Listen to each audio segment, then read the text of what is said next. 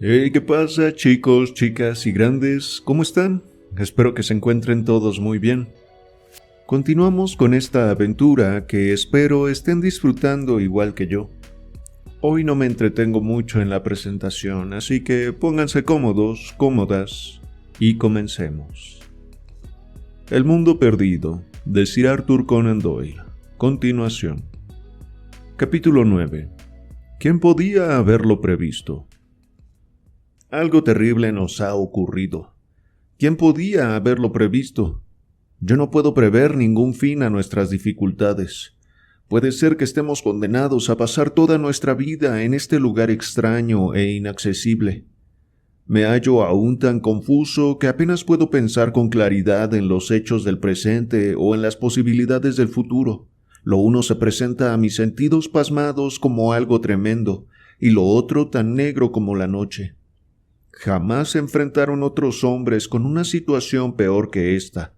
Tampoco serviría de nada revelarle a usted nuestra posición geográfica exacta y pedir a nuestros amigos que organicen una expedición de rescate.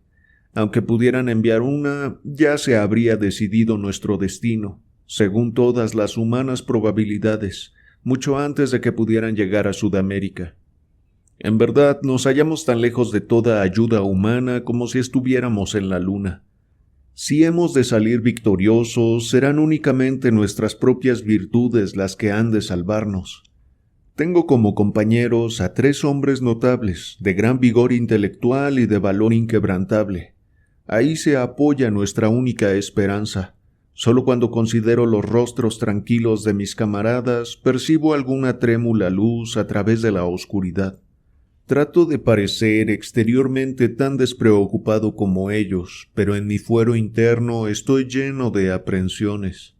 Permítanme que le exponga a usted con tantos detalles como pueda la sucesión de acontecimientos que nos llevaron a esta catástrofe. Cuando finalicé mi carta anterior, consignaba que estábamos a 7 millas de distancia de una enorme línea de riscos rojizos que sin lugar a dudas cercaban la meseta de la cual había hablado Challenger. A medida que nos aproximábamos me pareció que su altura en algunos lugares era superior a la que éste había calculado, al menos unos 1000 pies en ciertos sectores, y estaban curiosamente estriados, del modo característico, según creo, de los levantamientos basálticos. Algo parecido puede verse en los espolones de Salisbury, en Edimburgo. La cima mostraba todos los signos de una vegetación exuberante, con arbustos cerca de los bordes y muchos árboles altos más al fondo. No pudimos observar ningún indicio de alguna clase de vida animal. Esa noche armamos nuestro campamento junto a la base del farallón rocoso, un lugar de lo más salvaje y desolado. Los riscos que se alzaban sobre nosotros no eran simplemente verticales, sino que se curvaban hacia afuera en la cima, de tal modo que descartaban un escalamiento. Cerca de nosotros se hallaba el alto y estrecho pináculo de roca que creo haber mencionado anteriormente en esta narración. Se parece a un ancho y rojo campanario de iglesia, y su cumbre se halla al mismo nivel que la meseta, aunque entre ambas se abre una enorme cima. En su cúspide crece un árbol muy alto. Tanto el pináculo como el farallón están comparativamente bajos, unos 500 o 600 pies según creo. En aquel sitio estaba posado el pterodáctilo, dijo el profesor Challenger apuntando hacia el árbol. Había escalado la roca hasta la mitad antes de hacer fuego sobre él. Me inclino a pensar que un buen montañista como yo puede ascender por la roca hasta la cima, aunque no por eso estaría más cerca de la meseta cuando llegase, como es natural. Mientras Challenger hablaba de su pterodáctilo, eché una mirada a Somerley, y por primera vez me pareció advertir en él algunos signos de naciente arrepentimiento y credulidad. Ya no mostraba su rictus burlón en los delgados labios. Al contrario, aparecía una gris y estriada expresión de asombro y excitación. Challenger también lo había visto y gozaba de su primer regusto de victoria.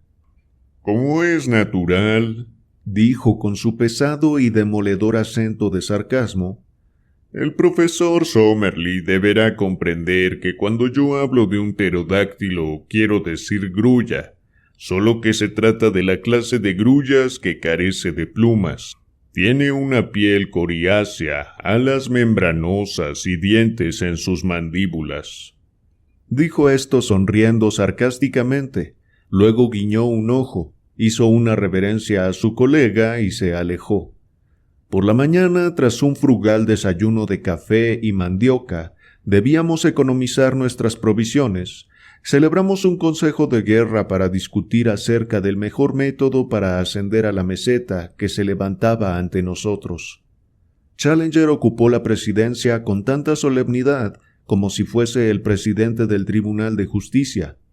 Figúreselo usted sentado sobre una roca con su absurdo sombrero juvenil de paja echado hacia atrás, con sus ojos arrogantes dominándonos por debajo de sus párpados entrecerrados. Su gran barba negra ondulaba a medida que definía, con lentitud, nuestra situación actual y nuestros movimientos futuros.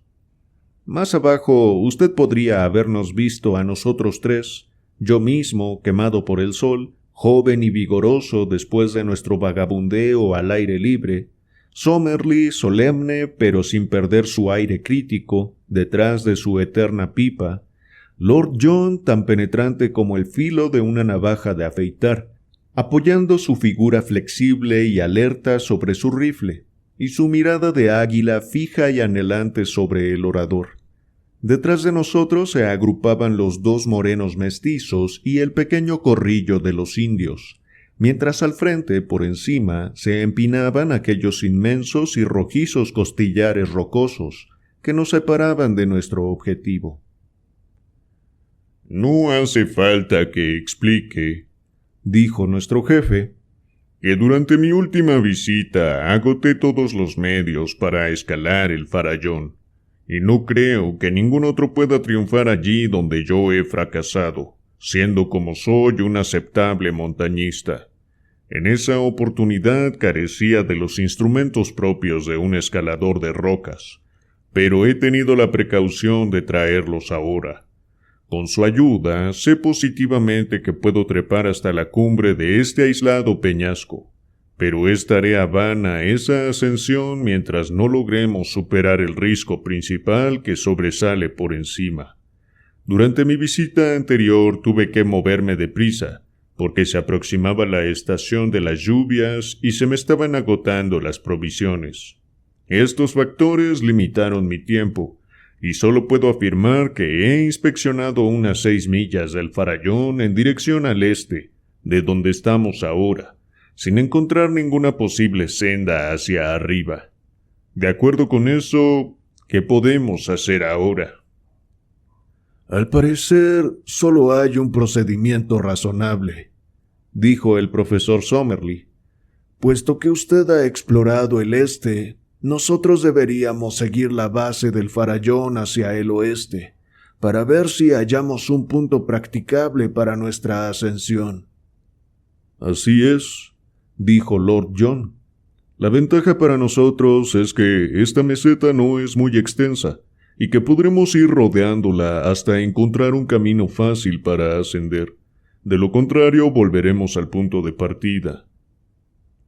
He explicado ya a nuestro joven amigo aquí presente, dijo Challenger, que tenía la costumbre de referirse a mí como si yo fuese un escolar de 10 años, que es prácticamente imposible que exista un camino fácil en ningún lugar, por la sencilla razón de que si lo hubiese, la meseta no estaría aislada, y no se habrían presentado las condiciones que han interferido de manera tan singular en las leyes generales de la supervivencia. No obstante, admito que muy bien pueden existir lugares que permitan a un escalador experto alcanzar la cima, pero que resulten impracticables para el descenso de un animal pesado y torpe. Es seguro que existe un punto por donde el ascenso es posible. ¿Y cómo lo sabe usted, señor?, preguntó Summerlee mordazmente. Porque mi predecesor, el americano Maple White, realizó efectivamente esa ascensión. ¿Cómo habría podido de otro modo ver al monstruo que dibujó en su libro de notas? Ahí razona usted adelantándose a los hechos comprobados, dijo el obstinado Summerlee. Admito su meseta porque la he visto, pero hasta ahora no tengo ninguna certeza de que pueda albergar alguna forma de vida. Lo que usted admita o deje de admitir, señor, es algo que realmente tiene una importancia inconmensurablemente pequeña. Me alegra por lo menos que la meseta misma haya conseguido penetrar en su inteligencia. Dirigió la mirada hacia aquella, y entonces, ante nuestra sorpresa, saltó de su roca, y agarrando a Summerlee por el cuello, le hizo levantar la cara hacia arriba. «Vamos, señor», gritó ronco de excitación. «¿Puedo ayudarlo a que se dé cuenta de que la meseta contiene alguna vida animal?» He dicho ya que una espesa franja de verde follaje sobresalía del borde del risco. De esta zona había asomado un objeto negro y brillante, al tiempo que se aproximaba lentamente y se inclinaba sobre el precipicio. Vimos que era una enorme serpiente con una curiosa cabeza aplanada en forma de azada. Se balanceó y se estremeció por encima de nosotros durante un minuto, mientras el sol matinal brillaba en sus anillos bruñidos. Luego se retiró lentamente hacia el interior y desapareció. Summerlee estaba tan interesado que no ofreció la menor resistencia, mientras Challenger le doblaba la cabeza hacia arriba. Por fin recobró su dignidad y apartó a su colega. «Me complacería, profesor Challenger», dijo, «que cuando se le ocurra hacerme alguna observación, no sienta la necesidad de agarrarme por la barbilla. La aparición de una simple serpiente pitón de las rocas no justifica que se tome semejantes libertades». «Bueno, pero de todos modos resulta que hay vida animal en la meseta», replicó triunfalmente su colega. «Y ahora, habiendo sido demostrada esta importante afirmación de manera tan clara que no la puede negar nadie, ya sea un obtuso o alguien predispuesto en contra, soy de la opinión de que lo mejor que podemos hacer es desmontar nuestro campamento y caminar hacia el oeste, hasta que hallemos algún medio de ascender a la meseta». Al pie del farallón el suelo era abrupto y rocoso, por lo cual la marcha fue lenta y dificultosa, pero de pronto tropezamos con algo que alentó nuestros corazones. Era el asiento de un antiguo campamento, con varias latas vacías de carne en conserva de Chicago, una botella con la etiqueta de brandy, un abrelatas roto y una cantidad de desperdicios propios de una expedición. Un periódico arrugado y medio deshecho resultó ser el Chicago Democrat, aunque la fecha se había borrado. «No hay nada mío», dijo Challenger. «Deben ser cosas de Mapplewhite». Lord John había estado contemplando con curiosidad un gran helecho arborescente que sombreaba el campamento. «Oigan, miren esto», dijo. «Creo que ha sido puesto como señal». Un pedazo de madera dura había sido clavada sobre el árbol, de tal modo que apuntara al oeste. «Lo más seguro es que haya sido puesto como señal indicadora», dijo Challenger. «¿Qué otra cosa podría ser? Nuestro predecesor, al verse en una coyuntura peligrosa, dejó esta señal para que cualquiera que viniese detrás de él pudiera saber el camino que había tomado. Quizá encontremos más adelante otras indicaciones cuando avancemos». Las encontramos, verdaderamente, pero eran de la más inesperada y terrible naturaleza. Junto a la base misma del farallón crecía un gran macizo de altos bambúes, parecidos a los que habíamos atravesado durante el viaje. Muchos de sus tallos tenían 20 pies de alto, y sus puntas eran fuertes y afiladas, de modo que cuando estaban erguidas semejaban formidables lanzas. Cruzábamos por el borde de aquel macizo cuando mi atención fue atraída por el brillo de algo blanco. Introduje la cabeza por entre las cañas y me hallé contemplando un cráneo descarnado. Estaba allí todo el esqueleto, pero el cráneo se había desprendido y yacía a algunos pies más próximo al claro. Unos cuantos golpes de machete de nuestros indios despejaron el lugar y pudimos estudiar los detalles de esa vieja tragedia. Solo algunos jirones de ropa podían distinguirse, pero quedaban los restos de las botas y dentro de ellas los pies huesudos, siendo evidente que se trataba de un europeo. Un reloj de oro marca Hudson de Nueva York y una cadena de la cual colgaba una estilográfica yacían entre los huesos. También había una pitillera de plata con las iniciales JC de AES grabadas en la tapa. El estado del metal parecía demostrar que la tragedia había ocurrido en fecha no muy lejana. —¿Quién puede ser? —preguntó Lord John. —Pobre diablo, parecería que le hubiesen roto cada hueso de su cuerpo. —Y las cañas de bambú han crecido a través de sus costillas destrozadas —dijo Summerlee—. Es una planta de crecimiento rápido, pero resulta completamente inconcebible que este cuerpo haya estado aquí mientras las cañas crecían hasta tener 20 pies de largo. En cuanto a la identidad del hombre, dijo el profesor Challenger, no tengo dudas sobre ese punto. Cuando hice mi viaje río arriba, antes de encontrarme con ustedes en la fazenda, inicié pesquisas muy minuciosas acerca de Mapplewhite. En Pará no sabía nada. Afortunadamente yo tenía una clave muy concreta, que era el dibujo de su álbum que lo mostraba almorzando con cierto eclesiástico en Rosario. Pude hallar al sacerdote, y a pesar de que resultó ser un individuo muy afecto a la discusión, que se molestó absurdamente cuando yo le señalé los efectos corrosivos que la ciencia moderna debe ejercer sobre sus creencias, no es menos cierto que me dio algunas informaciones útiles. Mapplewhite había pasado por Rosario hacía 4 años, o sea, 2 años antes de que yo viese su cadáver. No estaba solo por entonces, sino que tenía un amigo, un norteamericano llamado James Colbert, que se quedó en el barco y no se encontró con ese sacerdote. Creo, por lo tanto, que no cabe duda de que estamos contemplando los restos de ese James Colbert.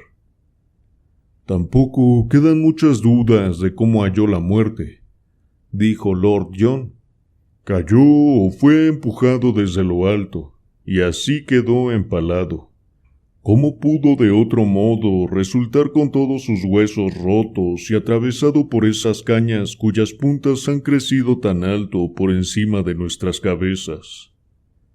El silencio cayó sobre todos los que rodeábamos aquellos restos destrozados al comprender la verdad que encerraban las palabras de Lord Roxton.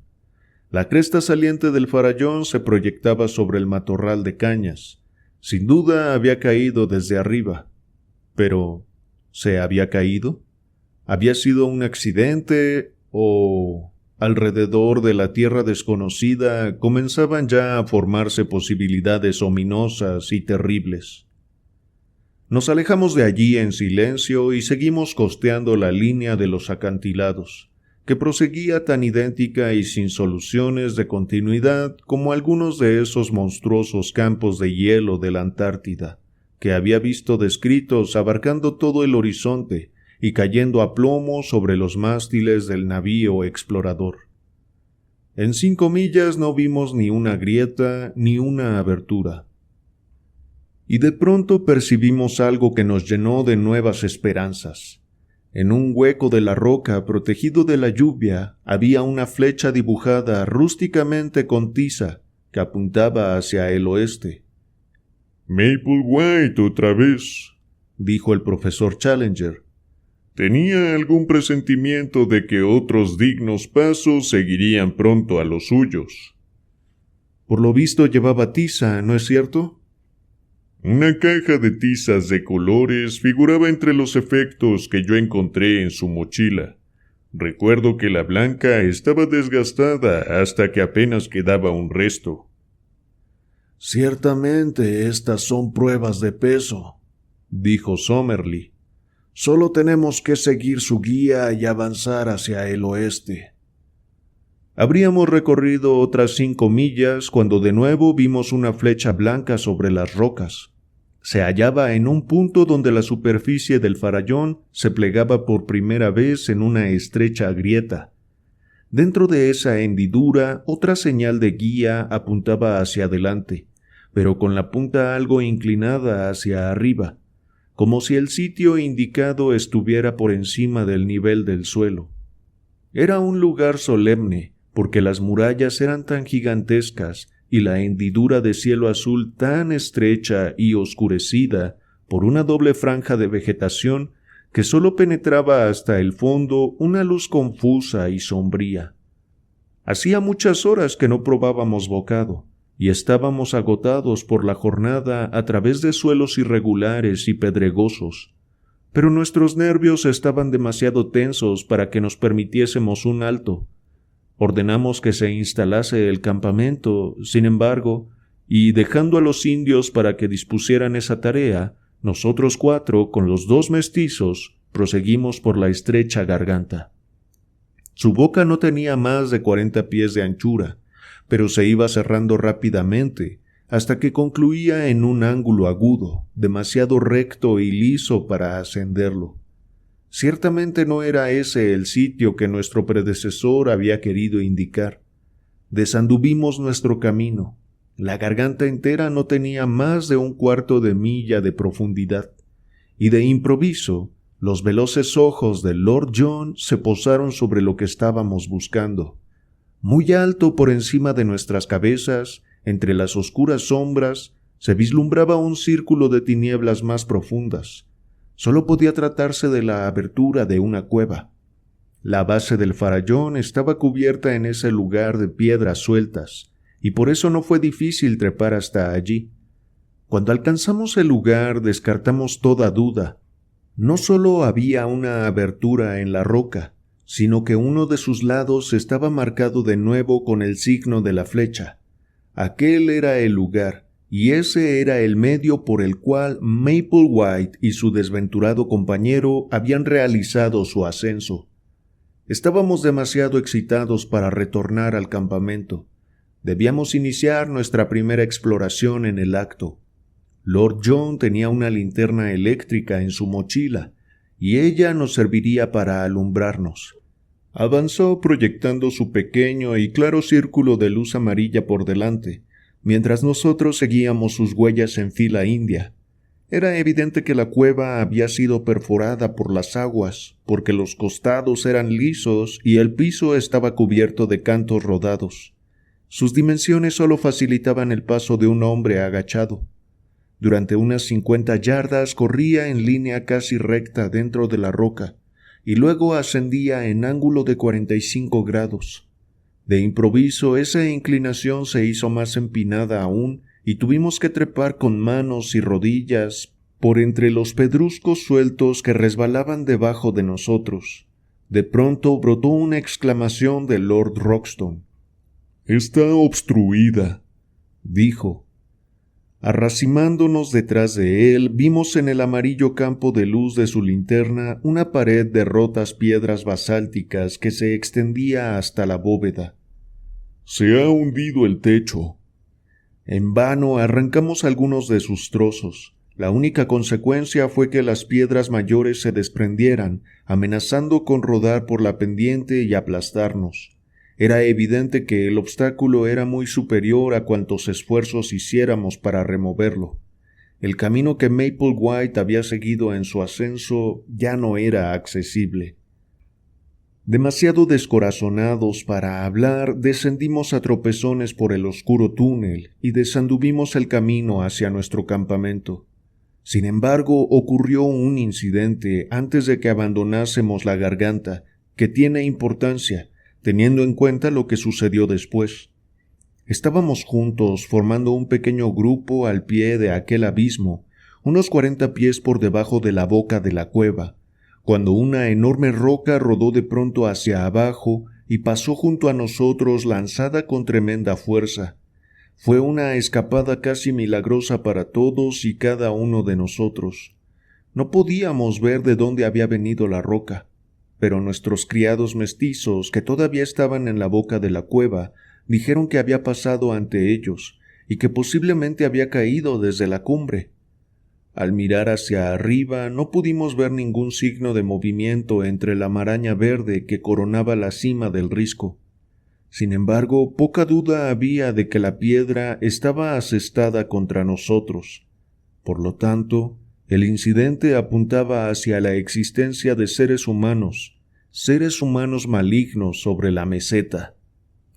Abandonamos rápidamente la cima con nuestras mentes invadidas por estas nuevas perspectivas y su repercusión sobre nuestros planes.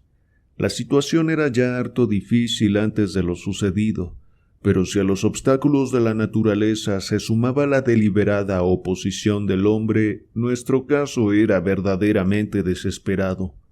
No obstante, al mirar hacia arriba y contemplar aquella hermosa faja de verdura a unos pocos cientos de pies sobre nuestras cabezas, ni uno solo de nosotros concibió la idea de retornar a Londres hasta haber explorado sus profundidades. Discutiendo nuestra situación, decidimos que nuestra mejor conducta sería continuar costeando la meseta con la esperanza de hallar algún otro medio de alcanzar la cumbre. La idea de Farallones, que había disminuido considerablemente en altura, había empezado a torcerse desde el oeste hacia el norte, y si nosotros podíamos representarnos esto como el arco de un círculo, la circunferencia total no podía ser muy grande. En el peor de los casos, entonces, podíamos estar de regreso en nuestro punto de partida dentro de unos pocos días. Aquel día hicimos una marcha que totalizó unas 22 millas, sin ningún cambio en nuestras perspectivas. Debo mencionar que nuestro aneroide indicaba que en nuestro continuo ascenso en pendiente, que seguíamos desde que abandonamos las canoas, habíamos llegado a una altura no inferior a los 3,000 pies sobre el nivel del mar. Por eso se observa un considerable cambio en la temperatura y en la vegetación. Nos hemos sacudido gran parte de la horrible familia de los insectos, que son la maldición de los viajes por los trópicos. Todavía sobreviven algunas palmeras y muchos helechos arborescentes, pero los árboles amazónicos se han quedado atrás. Resultaba placentero ver el convólvulo, la pasionaria y la begonia, flores todas que me traían el recuerdo de la patria entre estas rocas inhóspitas. Había una begonia roja de un color exactamente igual al de la que había visto en un tiesto, en la ventana de cierto chalet de Streatham. Pero me estoy dejando llevar por reminiscencias privadas. Aquella noche, hablo todavía del primer día de nuestra circunnavegación de la meseta, nos esperaba una gran experiencia, una experiencia tal que eliminó para siempre cualquier duda que pudiéramos haber mantenido acerca de las maravillas que estaban tan cerca de nosotros. Cuando usted lea esto, mi querido McArdle, se dará cuenta, posiblemente por vez primera, de que el periódico no me ha enviado a una empresa quimérica, y que será un reportaje inconcebiblemente atractivo el que recibirá el mundo cuando el profesor nos dé permiso para hacer uso de sus datos. Yo no me atrevería a publicar estos artículos hasta que pueda llevar mis pruebas a Inglaterra, porque en caso contrario sería saludado como el Munchausen periodístico de todos los tiempos. No dudo que usted sentiría lo mismo y que no querría arriesgar todo el crédito de la Gazette en esta aventura, mientras no podamos hacer frente al coro de censura y escepticismo que estos artículos deberán forzosamente suscitar. Por eso este extraordinario incidente, que servirá para hacer un titular soberbio de nuestro viejo periódico, deberá esperar su turno en el cajón del editor. Y a pesar de todo, aquello fue como un relámpago, y no hubo secuelas. salvo en nuestras propias convicciones. Esto fue lo que ocurrió. Lord John había matado un agutí, que es un animal pequeño parecido al cerdo, y después de haber dado la mitad del mismo a los indios, estábamos cocinando la otra mitad sobre nuestro fuego. La temperatura es bastante fría después de oscurecer, y todos nos habíamos agrupado cerca de la hoguera. La noche era sin luna, pero brillaban algunas estrellas, y era posible ver en la llanura a corta distancia. De pronto, en medio de la oscuridad, en medio de la noche, algo se precipitó zumbando como un aeroplano. Todo nuestro grupo se vio por un instante cubierto por un dosel de alas correosas, y yo tuve la visión momentánea de un cuello largo, parecido al de una serpiente, de unos ojos feroces, rojos y áridos, de un gran pico que se abría y cerraba con chasquidos y lleno, para gran sorpresa mía, de dientes pequeños y relucientes. Un instante después había desaparecido, y también nuestra cena. Una inmensa sombra negra de 20 pies de anchura ascendía en vuelo rasante. Las alas del monstruo borraron por un instante las estrellas y enseguida desapareció por encima de la cumbre del farallón que se alzaba sobre nosotros. Todos nos quedamos sentados en asombrado silencio alrededor del fuego, como los héroes de Virgilio cuando las arpías descendieron sobre ellos. Summerlee fue el primero en hablar. «Profesor Challenger», dijo con voz solemne y vibrante de emoción, «le debo a usted disculpas. Señor, estaba completamente equivocado y le ruego que olvide lo pasado». Lo dijo generosamente, y los dos hombres se estrecharon las manos por primera vez. Hemos ganado mucho con esta clara aparición de nuestro primer pterodáctilo. Acercar a dos hombres como aquellos bien valía el robo de una cena. Más si la vida prehistórica existía sobre la meseta. No era demasiado abundante porque en los primeros 3 días no volvimos a vislumbrarla. Durante ese tiempo atravesamos una región árida y repugnante, en la que alternaban desiertos pedregosos y ciénagas desoladas, llenas de muchas especies de aves silvestres. Estaba situada al norte y al oeste de los pedregosos farallones. Por aquel lado la región era realmente inaccesible, y de no ser por un reborde de terreno endurecido que corría por la base misma del precipicio, hubiésemos tenido que retroceder. Muchas veces tuvimos que avanzar metidos hasta la cintura en el limo y el légamo pegajoso de una antigua ciénaga semitropical. Para agravar las cosas, aquel lugar parecía el criadero favorito de la serpiente jararaca, la más venenosa y agresiva de América del Sur.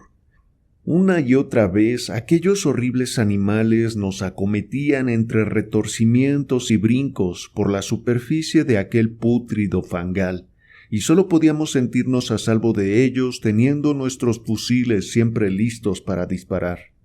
Una depresión en forma de embudo que había en aquella ciénaga, y cuyo lívido color verde se debía a algunos líquenes que crecían en ella, quedará siempre en mi mente como el recuerdo de una pesadilla.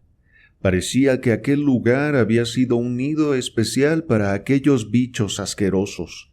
Sus laderas parecían pulular de ellas, todas retorciéndose en nuestra dirección, porque una característica de la serpiente jararaca es que ataca siempre al hombre en cuanto le ve.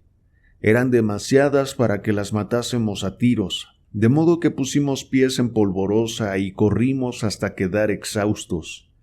Recordaré siempre que cuando mirábamos hacia atrás podíamos ver las cabezas y cuellos de nuestras horribles perseguidoras alzándose y cayendo entre las cañas.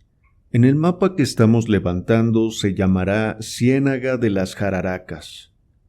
Los farallones que se sucedían por el lado más lejano habían perdido su color rojizo para adquirir un tinte castaño achocolatado.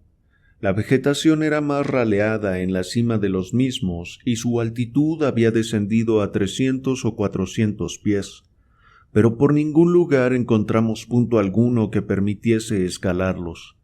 En verdad resultaban más impracticables que en el primer lugar que habíamos explorado.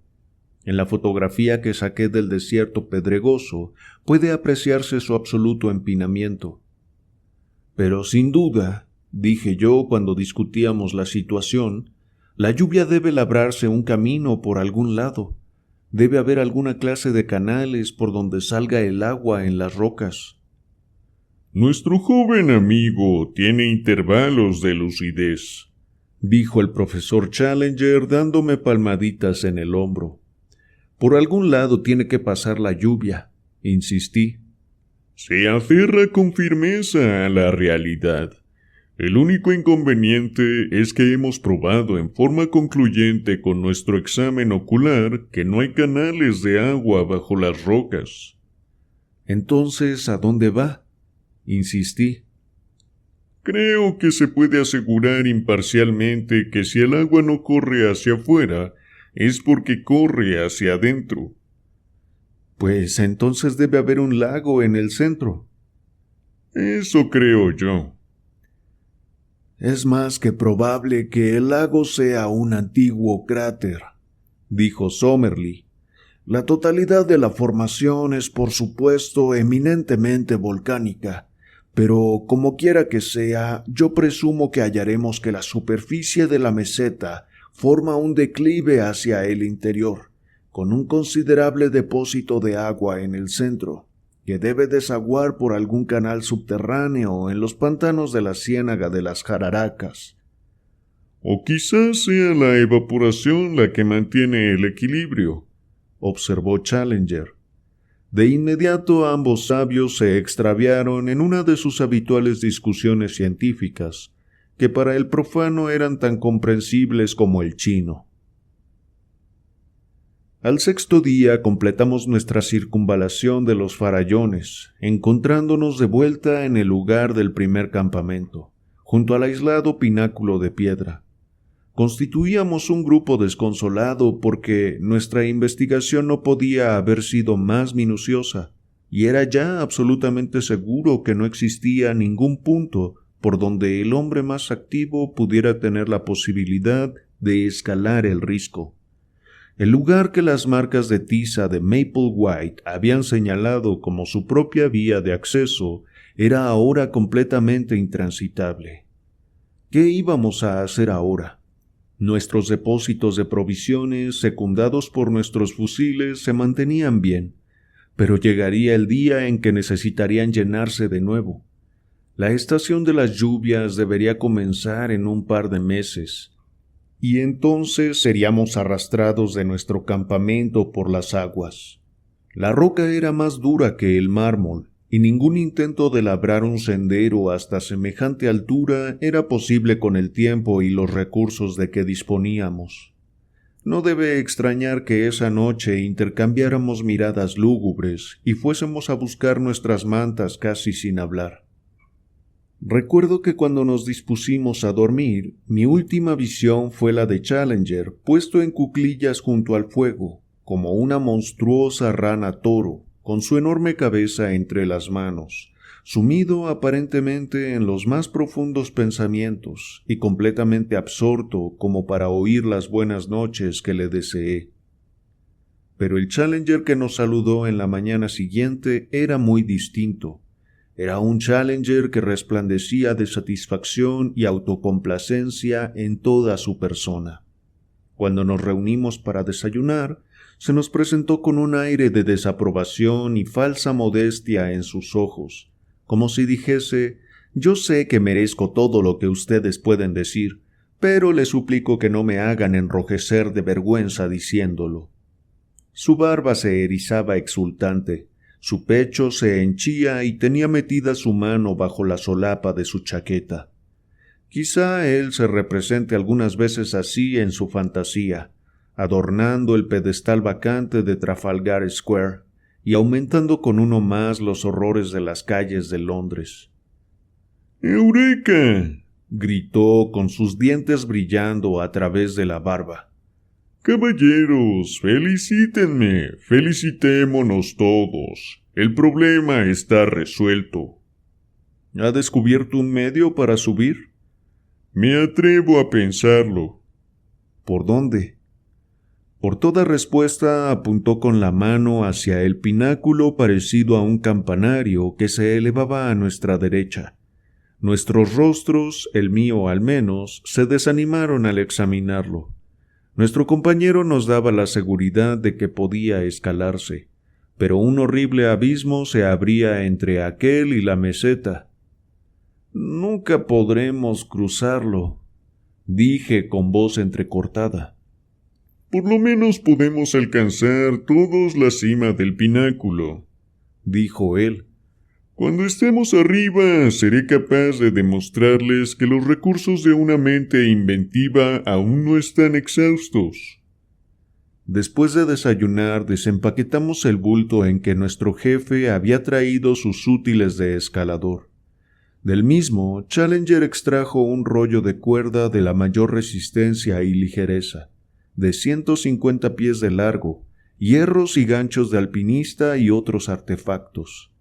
Lord John era un montañista experimentado y Somerley había cumplido en varias ocasiones escaladas rudas, de modo que yo era realmente el único novicio de la expedición en materia de alpinismo, pero mi fuerza y mi energía podían contrarrestar mi falta de experiencia.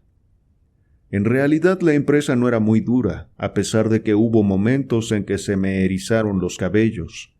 La primera mitad era completamente fácil, pero de allí hacia arriba la pared se empinaba cada vez más hasta que en los últimos 50 pies teníamos literalmente que adherirnos con los dedos de manos y pies a los estrechos rebordes y grietas de la roca. Y no habría sido capaz de lograrlo, ni tampoco Somerley, si Challenger no hubiese ganado la cima. Era extraordinario ver semejante actividad en un ser tan pesado, y fijado la cuerda alrededor del tronco del gran árbol que crecía allí. Con este apoyo fuimos capaces de trepar rápidamente por la pared mellada, hasta que nos hallamos sobre la pequeña plataforma herbosa de alrededor de 25 pies de anchura que formaba la cumbre. La primera impresión que recibí una vez recobrado el aliento fue la del extraordinario panorama del país que habíamos atravesado y que desde allí se divisaba. Toda la planicie brasileña parecía yacer a nuestros pies, extendiéndose cada vez más lejos hasta terminar en una oscura neblina azul sobre la más remota línea del horizonte. En primer plano estaba la extensa ladera sembrada de rocas y salpicada de helechos arborescentes. Más allá, a media distancia, mirando por encima de la arqueada colina, podía ver la masa amarilla y verde de bambúes que habíamos atravesado, y entonces, poco a poco, la vegetación se acrecentaba hasta formar la enorme floresta que se extendía hasta perderse de vista, no menos de 2000 millas más allá. Aún estaba embebido en este maravilloso panorama cuando la pesada mano del profesor se apoyó sobre mi hombro. «Por este lado, mi joven amigo», dijo. «Vestigia nulla restrorsum. Nunca se vuelva a mirar atrás, sino hacia nuestra gloriosa meta». Al darme la vuelta, observé que el nivel de la meseta era exactamente igual al de la plataforma en donde nos encontrábamos, y el verde margen de arbustos con árboles ocasionales parecía tan cercano que resultaba difícil darse cuenta de lo inaccesible que seguía estando. A ojo de buen cubero, la cima parecía tener 50 pies de ancho, pero tal como estaban las cosas era lo mismo que si tuviera 40 millas. Pasé un brazo alrededor del tronco del árbol y me asomé al abismo. Muy lejos, allá abajo, estaban las pequeñas figuras oscuras de nuestros servidores, que miraban hacia arriba en nuestra dirección. La pared era totalmente vertical, exactamente igual que la que tenía enfrente. «Es verdaderamente curioso», se oyó decir al profesor Somerley. Me volví hallando que el profesor estaba examinando con gran atención el árbol en que yo me apoyaba. Aquella lisa corteza y aquellas hojas pequeñas con nervaduras parecieron familiares a mis ojos. «Vaya», exclamé, «pero si es un haya». Exactamente, dijo Somerley, una compatriota familiar que hallamos en un país lejano. No solo una compañera y compatriota, mi estimado señor, dijo Challenger, sino también, si me permite ampliar su comparación, un aliado de valor inestimable. Esta haya va a ser nuestra salvadora. Por Dios, exclamó Lord John, un puente. Exactamente, amigos míos, un puente. No en vano empleé 1 hora la noche pasada enfocando mi inteligencia sobre la situación. Creo recordar que dije en cierta ocasión a nuestro joven amigo aquí presente que G.S. llega a su mejor nivel cuando está entre la espada y la pared. Deberán admitir que anoche todos estábamos contra la pared, pero cuando el intelecto y la voluntad van juntos, siempre se halla una salida. Era necesario hallar un puente levadizo que pudiera tenderse sobre el abismo. Helo aquí. Ciertamente era una idea brillante. El árbol tenía sus buenos 60 pies de altura, y si caía en el lugar apropiado, cruzaría fácilmente el abismo. Challenger se había colgado al hombro el hacha del campamento cuando ascendió a la roca. Ahora me la alcanzó. Nuestro joven amigo tiene músculo y nervio, dijo. Creo que será el más útil para esta tarea. Debo rogarle, sin embargo, que tenga la bondad de abstenerse de pensar por sí mismo y que haga exactamente lo que le digan. Bajo su dirección hice algunas incisiones en los costados del árbol para asegurar que caería en la dirección deseada. No fue cosa difícil, porque ya tenía una fuerte inclinación natural hacia la meseta. Por último me puse a trabajar en serio sobre el tronco, turnándome de tanto en tanto con Lord John. En poco más de 1 hora de trabajo se produjo al fin un fuerte crujido. El árbol se inclinó hacia adelante y luego se desplomó con estruendo, sepultando sus ramas entre los arbustos del otro lado. El tronco cortado rodó hasta el borde mismo de nuestra plataforma, y durante un terrible segundo todos pensamos que iba a caer al vacío, pero se equilibró a unas pocas pulgadas del borde, y quedó así formando nuestro puente hacia lo desconocido. Todos nosotros, sin decir una palabra, estrechamos la mano del profesor Challenger, que a su vez se quitaba el sombrero y se inclinaba profundamente ante cada uno de nosotros. «Reclamo el honor», dijo, «de ser el primero en cruzar hasta la tierra desconocida, en digno tema, sin duda, para una futura pintura histórica». Ya estaba cerca del puente cuando Lord John apoyó su mano en la chaqueta del profesor. «Mi querido camarada, yo no puedo permitir eso». «¿Cómo que no puede permitirlo, señor?» La cabeza se alzó hacia atrás y la barba se proyectó hacia adelante.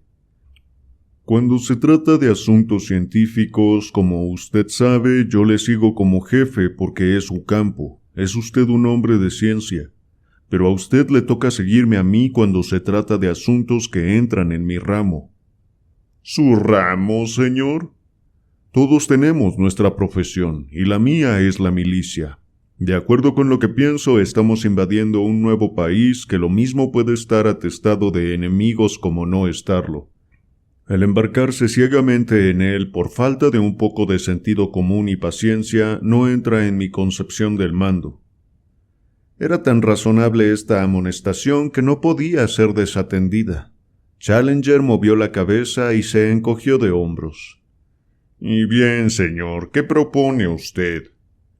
«Por todo lo que sabemos, puede haber una tribu de caníbales esperándonos para almorzar entre esos arbustos», dijo Lord John mirando al otro lado del puente. «Es mejor aprender a ser cuerdos antes de meterse en un caldero de agua hirviente. De modo que nos contentaremos con esperar que no habrá problemas aguardándonos, pero al mismo tiempo obraremos como si los hubiese. Malone y yo bajaremos otra vez y traeremos los 4 rifles. Haremos subir también a Gómez y al otro mestizo. Luego podrá pasar un hombre mientras el resto lo cubre con los rifles, hasta que compruebe que todos los demás pueden cruzar con seguridad».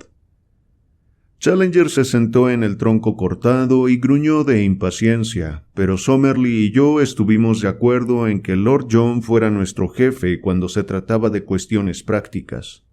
El escalamiento era más sencillo ahora que la cuerda pendía en el tramo más difícil de la ascensión.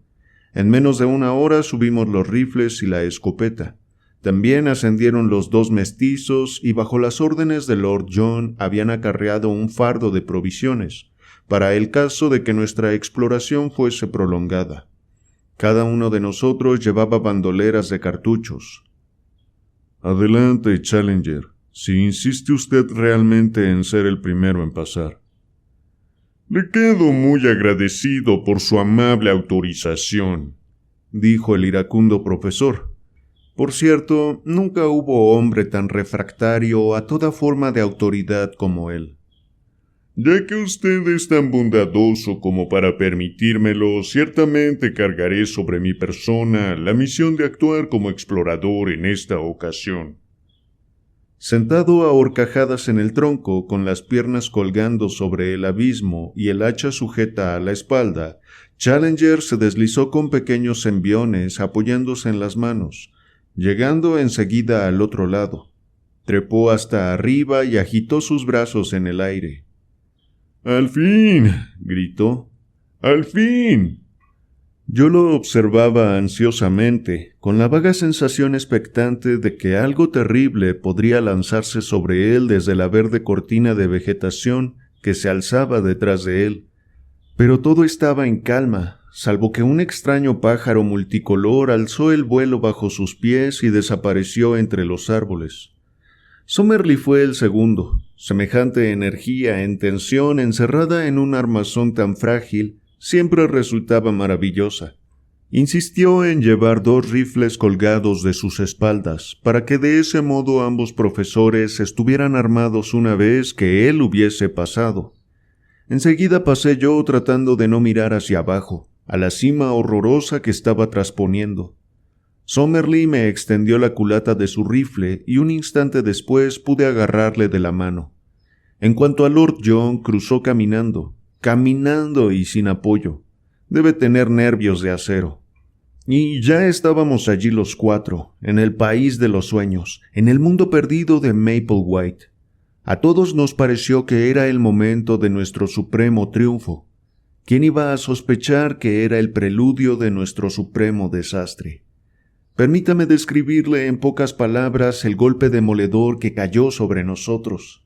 Nos habíamos alejado del borde y penetrado unas 50 yardas en el espeso matorral, cuando llegó a nuestros oídos el espantoso crujido de algo que se desgarraba.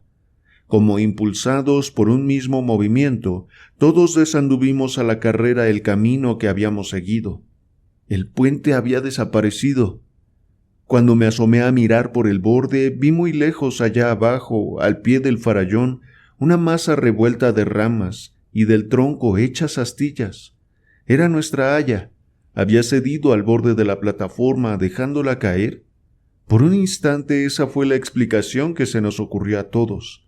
Pero un momento más tarde fue asomando lentamente del lado externo del pináculo rocoso una cara morena, la cara del mestizo Gómez. Sí, era Gómez, pero no ya el Gómez de sonrisa formal y expresión de máscara. Era una cara de ojos relampagueantes y facciones distorsionadas, una cara convulsa de odio y con la alegría demencial que revelaba una venganza satisfecha. «Lord Roxton», gritó. «Lord John Roxton». «Bien», dijo nuestro compañero. «Aquí estoy».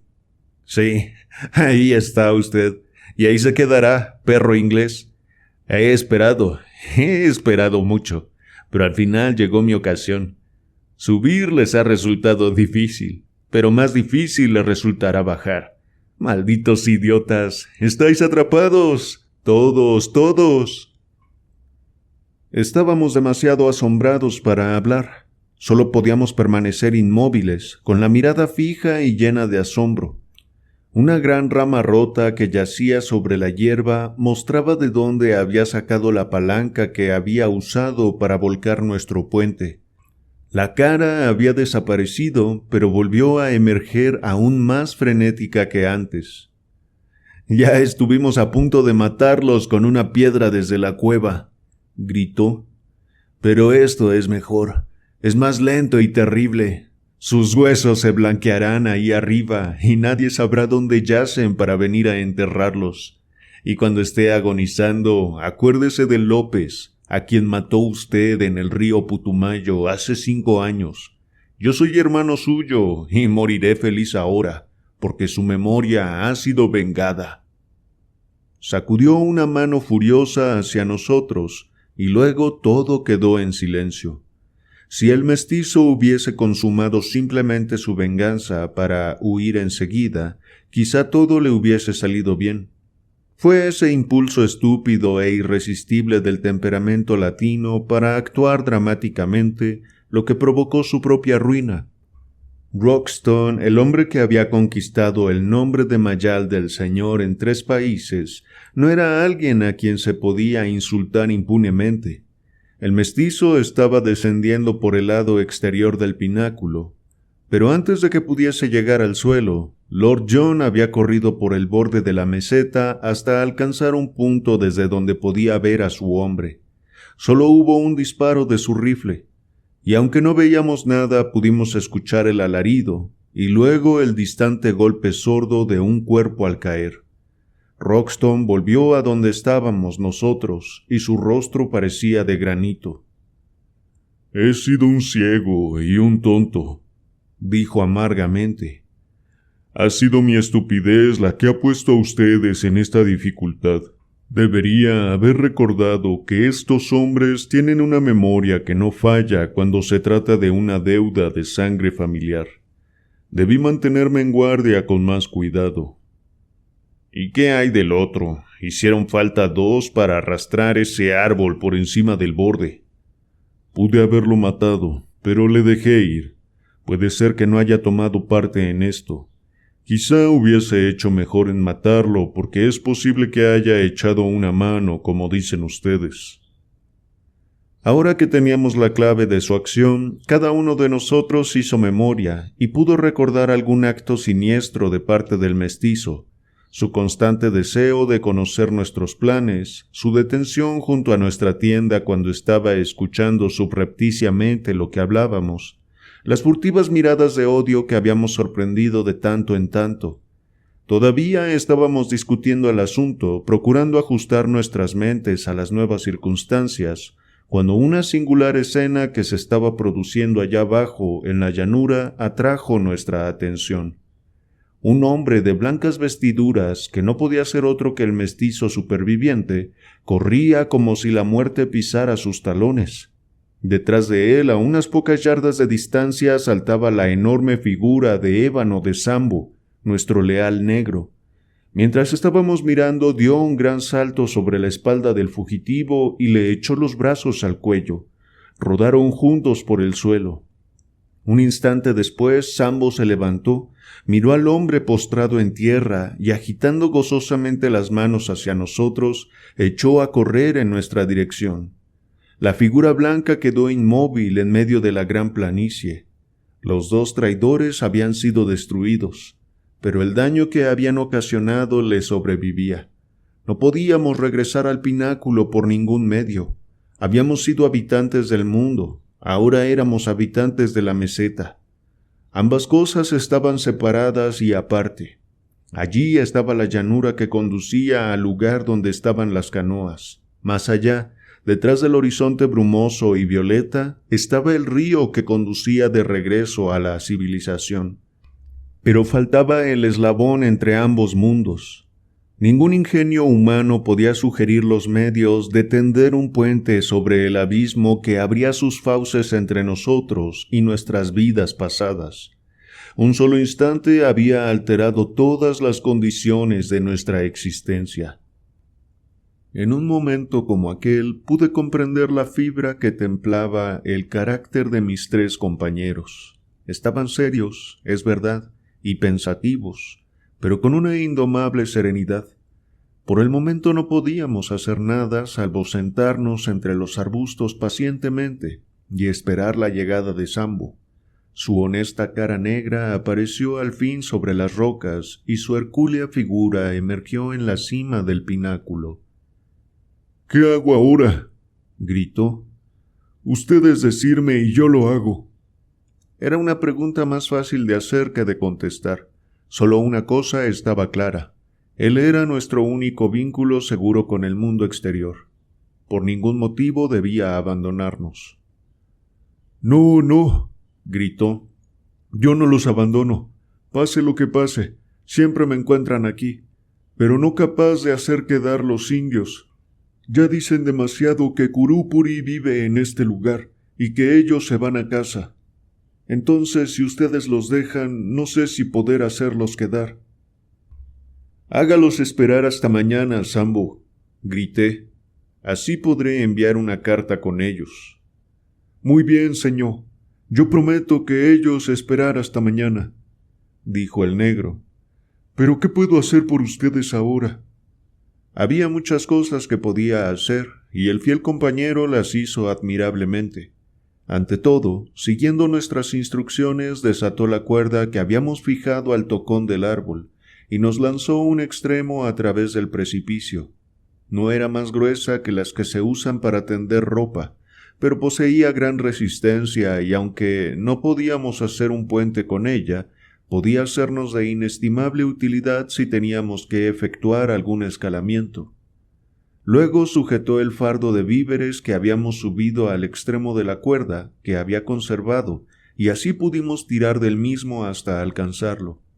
Con esto teníamos medios de vida para una semana por lo menos, aun si no encontrábamos otra cosa. Por último, Sambo descendió otra vez y acarreó en su ascenso otros 2 bultos con artículos diversos, una caja de municiones y otras muchas cosas, todo lo cual pudimos cruzar arrojándole la cuerda e izándola otra vez. Era ya de noche cuando Sambo descendió por última vez, asegurándonos una vez más que retendría a los indios hasta la mañana siguiente.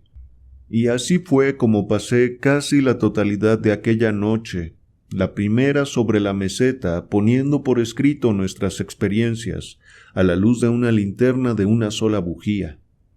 Cenamos y acampamos al borde mismo del farallón, apagando nuestra sed con 2 botellas de Apolinaris que había en una de las cajas. Para nosotros es vital encontrar agua, pero creo que hasta el mismo Lord John halló que ya teníamos suficientes aventuras para un día, y ninguno de nosotros cayó en la tentación de hacer una primera arremetida por lo desconocido. Nos abstuvimos de encender fuego o de hacer cualquier ruido innecesario. Mañana, o más bien hoy, porque ya está amaneciendo mientras escribo, nos aventuraremos por primera vez en esta extraña tierra. No sé cuándo podré escribir otra vez, o si tendré la ocasión de hacerlo nunca. Entretanto, puedo ver que los indios están aún en su lugar, y estoy seguro de que el fiel Sambo se presentará aquí para recoger mi carta. Solo confío en que llegará a su destinatario. Postdata. Cuanto más pienso en ello, más desesperada se me figura nuestra situación. No veo que haya esperanzas de regreso. Si hubiera un árbol alto cerca del borde de la meseta, podríamos tender a través del precipicio un puente de retorno, pero no hay ninguno, a menos de 50 yardas. Uniendo todas nuestras fuerzas no seríamos capaces de arrastrar un tronco que pudiera servir para nuestro objetivo. La cuerda naturalmente es demasiado corta para que podamos descender por ella. Nuestra situación es desesperada. ¡Desesperada! Capítulo 10. Han ocurrido las cosas más extraordinarias. Nos han ocurrido las cosas más portentosas y aún nos siguen ocurriendo continuamente. Todo el papel que poseo consiste en 5 viejos cuadernos de notas y una cantidad de fragmentos, y solo tengo un lápiz estilográfico. Pero mientras esté en condiciones de mover la mano, continuaré asentando nuestras experiencias e impresiones, ya que somos los únicos hombres de toda la raza humana en presenciar estas cosas. Tiene una enorme importancia que las pueda registrar mientras aún están frescas en mi memoria, y antes que el destino, que parece estar amenazándonos constantemente, pueda alcanzarnos, sea porque Sambo pueda llevar al fin estas cartas hasta el río, o porque yo mismo, por vía milagrosa, pueda transportarlas conmigo a mi regreso, o porque algún osado explorador, siguiendo nuestras huellas, con la ventaja tal vez de contar con un perfeccionado monoplano, encuentre este manojo de manuscritos. En cualquier caso, digo, tengo la impresión de que lo que estoy escribiendo ahora está destinado a la inmortalidad como un clásico de la literatura de aventuras verídicas. A la mañana siguiente del día en que quedamos atrapados en la meseta por obra del villano Gómez, iniciamos una nueva etapa en nuestras experiencias. El primer incidente no fue tal como para que yo formase una opinión muy favorable acerca del lugar en que estábamos extraviados. Al despertar de un breve adormecimiento, poco después del alba, mis ojos se posaron sobre un objeto muy extraño que estaba sobre mi pierna. Mi pantalón se había deslizado hacia arriba, dejando expuestas algunas pulgadas de piel por encima de mi calcetín. Sobre ese lugar descansaba un ancho racimo de color púrpura. Asombrado ante la visión, me incliné para quitármelo de encima, cuando, para horror mío, eso reventó entre mi índice y mi pulgar, chorreando sangre en todas direcciones. El grito de asco que lancé atrajo a mi lado a los dos profesores. «Muy interesante», dijo Summerlee, inclinándose sobre mi espinilla. «Una enorme garrapata que, según creo, no ha sido todavía clasificada». «El primer fruto de nuestros trabajos», dijo Challenger en su estilo pedante y bombástico. «Lo menos que podemos hacer es llamarle Ixodes maloni. La insignificante incomodidad que representó su picadura, mi joven amigo, no puede compararse, estoy seguro, con el glorioso privilegio de que su nombre quede inscrito en el inmortal registro de la zoología. Infortunadamente ha aplastado usted este bello ejemplar en el momento en que se saciaba». «Asquerosa sabandija», exclamé. El profesor Challenger enarcó sus gruesas cejas como protesta y colocó su zarpa acariciadora sobre mi hombro. «Debería cultivar usted la observación científica y la imparcial inteligencia de la mente lógica. Para un hombre de temperamento filosófico como yo, la garrapata con su probóscide o trompa en forma de lanceta y su estómago dilatable es una bella obra de la naturaleza, como el pavo real, o para el caso como una aurora boreal. Me duele oírle hablar en forma tan despreciativa. Sin duda, como nos apliquemos a ello, conseguiremos otro ejemplar». «No cabe duda de eso», dijo Summerlee ceñudamente, «pues acabo de ver otra que desaparecía por el cuello de su camisa». Challenger pegó un salto en el aire bramando como un toro, mientras se arrancaba frenéticamente la chaqueta y la camisa. Summerlee y yo empezamos a reírnos de tal modo que apenas podíamos ayudarle. Por fin dejamos al descubierto aquel monstruoso torso, 54 pulgadas, medidas con cinta de sastre. Todo su cuerpo parecía un bosque de pelo negro, y en esa maraña cazamos a la garrapata errabunda antes de que le picara. Pero los arbustos que nos rodeaban estaban llenos de esta horrible peste, y era evidente que teníamos que mudar de sitio nuestro campamento. Pero ante todo era necesario tomar nuestras providencias respectivas al fiel negro, que justamente se presentó en el pináculo con una cantidad de latas de cacao y galletas que nos arrojó por encima del abismo. Le ordenamos que de las provisiones que quedaban abajo retuviese todo lo que necesitaba para mantenerse durante 2 meses. El resto deberían recibirlo los indios como recompensa por sus servicios, y en pago por llevar nuestras cartas hasta el Amazonas. Algunas horas después los vimos alejarse por la llanura en fila india, cada uno con un fardo sobre la cabeza, volviendo por el sendero que habíamos recorrido al venir. Sambo ocupó nuestra pequeña tienda en la base del pináculo, y allí permaneció como nuestro único vínculo con el mundo de abajo. Y ahora teníamos que decidir cuáles serían nuestros movimientos inmediatos. Trasladamos nuestras instalaciones de entre los arbustos plagados de garrapatas y nos situamos en un pequeño claro rodeado por todos lados de árboles que crecían muy tupidos. Había en el centro unas losas de piedra lisa, con un excelente manantial que surgía en las inmediaciones. Allí nos sentamos cómodamente y disfrutamos de la limpieza del lugar, mientras esbozábamos nuestros primeros planes para la invasión de este nuevo territorio. Los pájaros cantaban llamándose entre el follaje. Uno especialmente tenía un peculiar grito ululante que era nuevo para nosotros, pero fuera de estos sonidos no había otros signos de vida. Nuestro primer cuidado fue confeccionar una especie de lista e inventario de nuestros pertrechos para saber con cuánto podíamos contar. Entre las cosas que nosotros mismos habíamos subido y las que Sambo nos había cruzado por medio de la cuerda, estábamos bastante bien provistos. Como lo más importante de todo, en vista de los peligros que podrían rodearnos, teníamos los 4 rifles y 1,300 cartuchos. También una escopeta, pero solo 150 cartuchos de perdigón, de tamaño medio. En materia de provisiones teníamos lo necesario para varias semanas, tabaco suficiente y algunos pocos instrumentos científicos, incluyendo un gran telescopio y unos buenos gemelos de campo. Todas estas cosas las acondicionamos en el centro del claro, y como precaución primera cortamos con nuestras hachas y cuchillos una cantidad de arbustos espinosos, que apilamos formando un círculo de alrededor de 15 yardas de diámetro.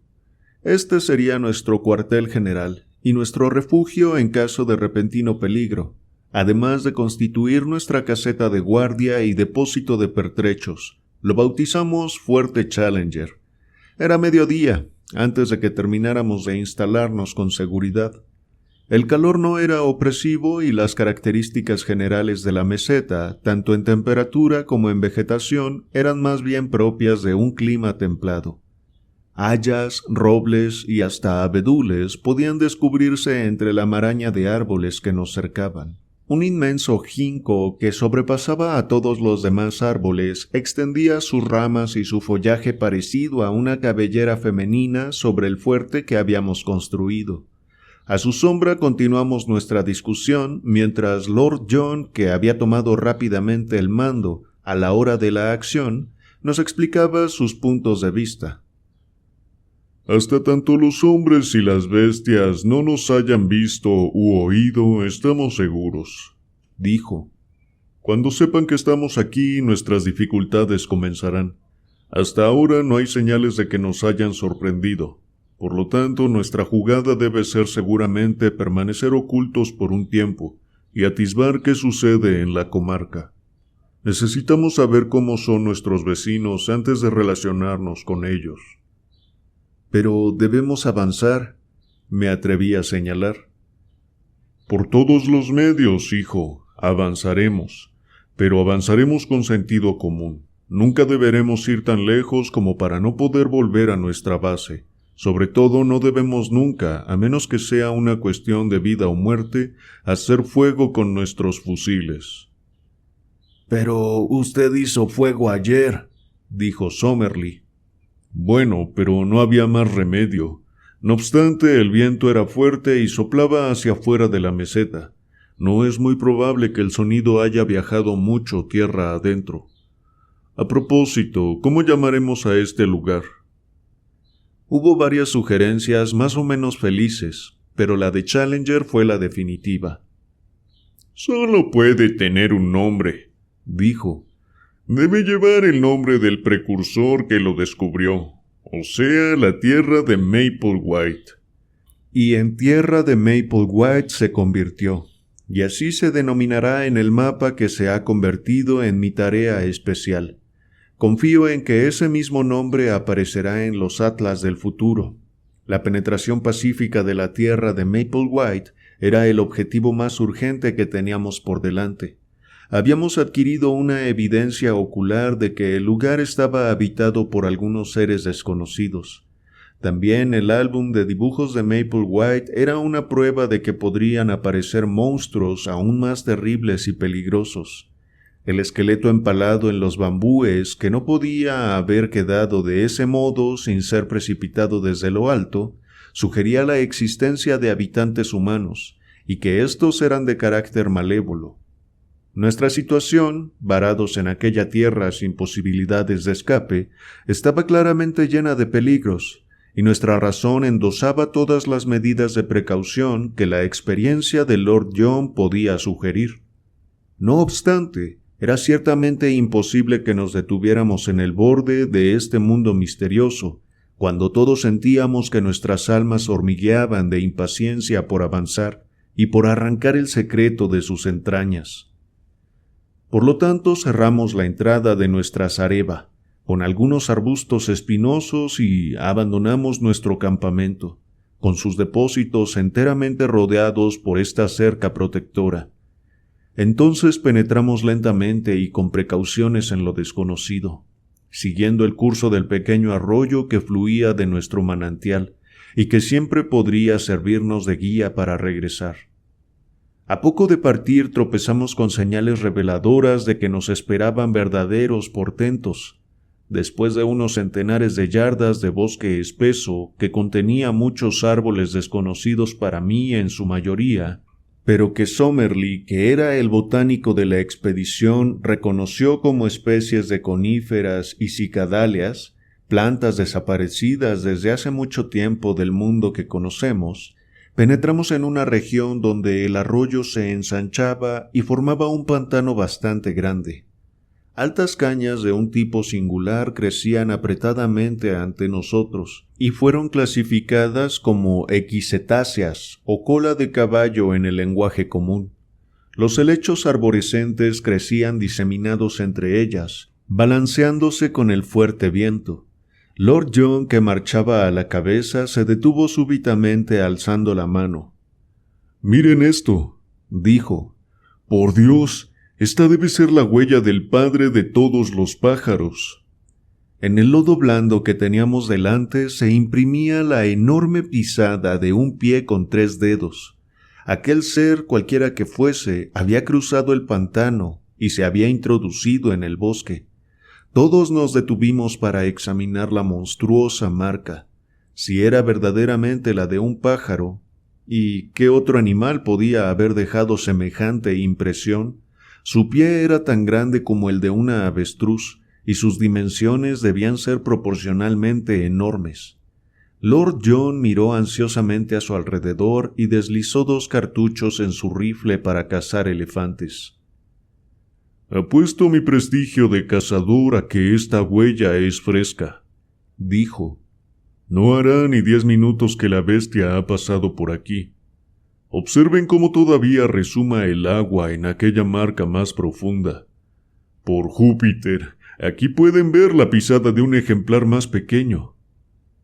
Por cierto, paralelamente a las huellas grandes corrían otras más pequeñas, pero que tenían una misma forma general. «¿Y qué les parece esto?», exclamó triunfalmente el profesor Summerlee, señalando lo que parecía ser la enorme huella de una mano humana de 5 dedos, que aparecía entre las marcas de 3 dedos. «Wilden», gritó Challenger extasiado. «Yo los he visto en la arcilla de Wilden. Es un animal que camina erecto sobre sus patas de 3 dedos. Y que a veces apoya una de sus garras delanteras de 5 dedos en el suelo. No es un pájaro, mi querido Roxton, no es un pájaro». «¿Es un animal cuadrúpedo?» «No, es un reptil, un dinosaurio. Ningún otro ser podría haber dejado semejantes huellas. Huellas como estas dejaron estupefacto a un digno doctor de Sussex hace 90 años. Pero como nadie en el mundo podía esperar que vería señales como estas». Sus últimas palabras murieron en un susurro, y todos nos quedamos paralizados por el asombro. Siguiendo las huellas, habíamos abandonado la ciénaga, y cruzando a través de una cortina de arbustos y árboles. Detrás había un claro despejado, y en él 5 de los animales más extraordinarios que yo haya visto nunca. Agazapados entre los arbustos, los observamos a voluntad. Había, como he dicho, 5 de ellos, 2 adultos y 3 más jóvenes. Su tamaño era enorme. Incluso los pequeños eran grandes como elefantes, mientras los mayores sobrepasaban a cualquier ser que yo hubiera visto. Su piel era de color pizarra, con escamas como las de un lagarto que brillaban cuando reflejaban el sol. Los 5 estaban sentados balanceándose sobre sus anchas y poderosas colas y sus enormes patas traseras de 3 dedos, mientras con sus pequeñas patas delanteras de 5 dedos atraían hacia abajo las ramas que ramoneaban. No se me ocurre cómo describir mejor a usted su apariencia que diciendo que se asemejaban a monstruosos canguros de 20 pies de largo y con una piel similar a la de los cocodrilos negros. No sé decir cuánto tiempo estuvimos inmóviles contemplando aquel maravilloso espectáculo. Un fuerte viento soplaba hacia nosotros y estábamos bien ocultos, de modo que no podían descubrirnos. De vez en cuando, los pequeños jugaban alrededor de sus padres con pesadas cabriolas. Las grandes bestias saltaban en el aire y caían a tierra con sordos golpes. La fuerza de los padres parecía ilimitada, pues uno de ellos, al tener cierta dificultad en alcanzar un manojo de follaje que crecía en un árbol de gran altura, abrazó el tronco con sus patas delanteras y lo arrancó como si fuese un renuevo. Aquella acción, según creo, parecía demostrar no solo el gran desarrollo de sus músculos, sino también el pequeño desarrollo de sus cerebros, porque todo el peso del árbol le cayó encima con estrépito, con lo cual prorrumpió en una serie de agudos gañidos que revelaron que, a pesar de lo grande que era su capacidad de resistencia, tenía un límite. Aparentemente el suceso le hizo pensar que la vecindad era peligrosa, porque se alejó cabeceando lentamente por el bosque, seguido por su pareja y sus 3 enormes infantes. Vimos el destello brillante de su piel pizarrosa entre los troncos de los árboles, y sus cabezas que ondulaban muy por encima de los arbustos. Luego desaparecieron de nuestra vista. Observé a mis camaradas. Lord John permanecía al acecho con el dedo en el gatillo de su rifle para la caza de elefantes, con su ávida alma de cazador brillando en sus ojos fieros.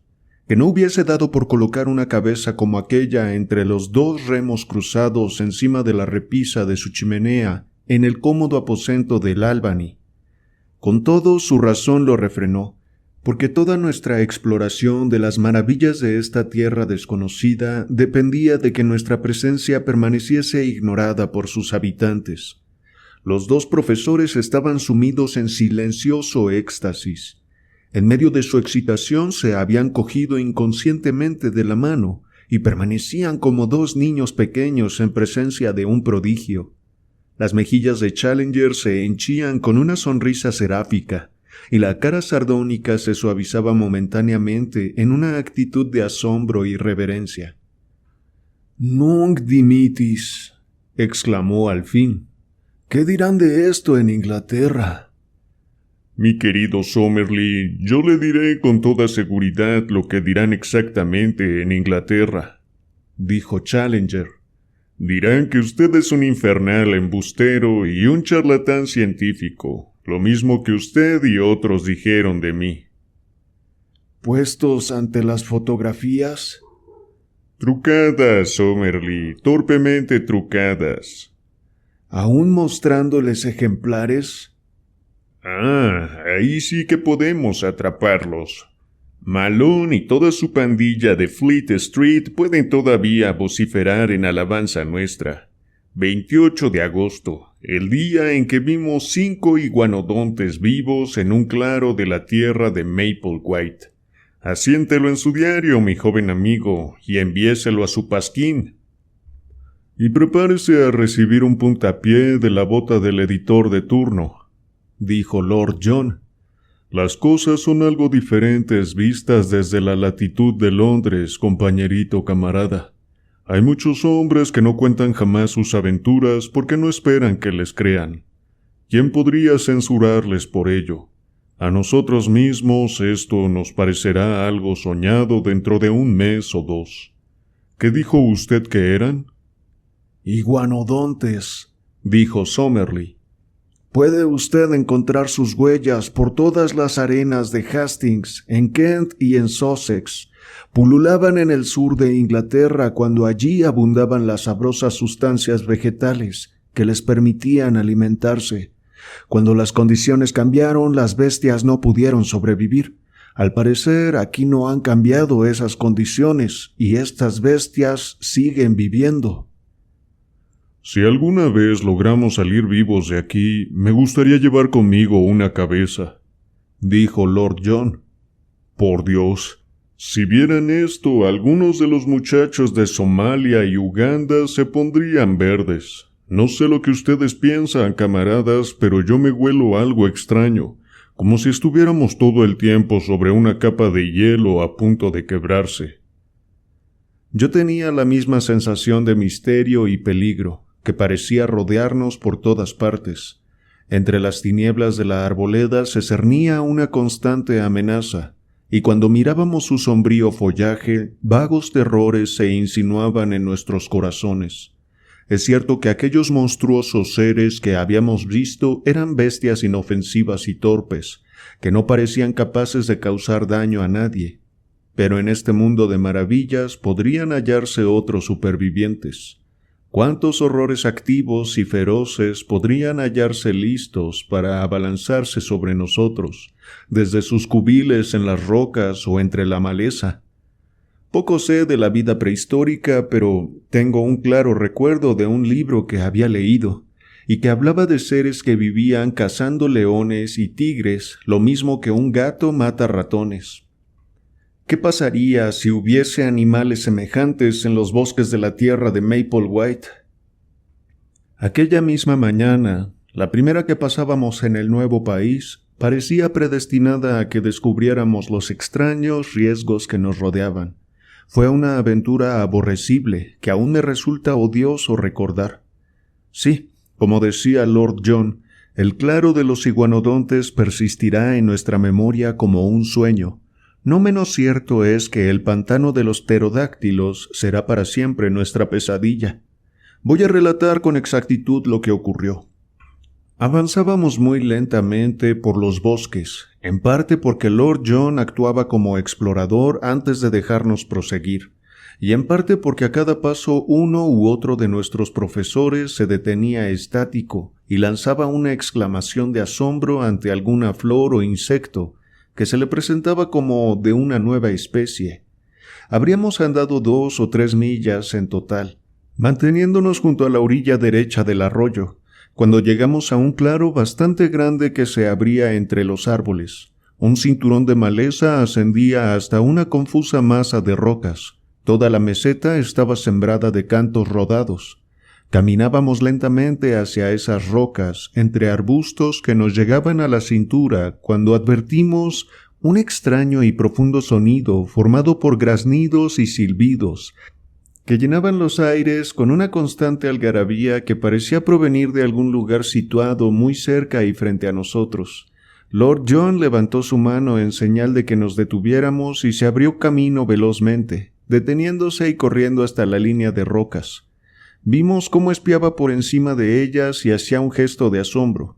Luego se quedó inmóvil, como si se hubiese olvidado de nosotros, tan fascinado estaba por lo que veía. Por último nos hizo señas para que nos acercásemos, pero mantuvo su mano en alto como señal de precaución. Toda su actitud me hizo comprender que algo asombroso, pero lleno de peligros, se presentaría ante nosotros. Nos arrastramos hasta su vera y miramos por encima de las rocas. El lugar que contemplábamos era un pozo que quizá en un pasado remoto había sido uno de los pequeños cráteres volcánicos de la meseta.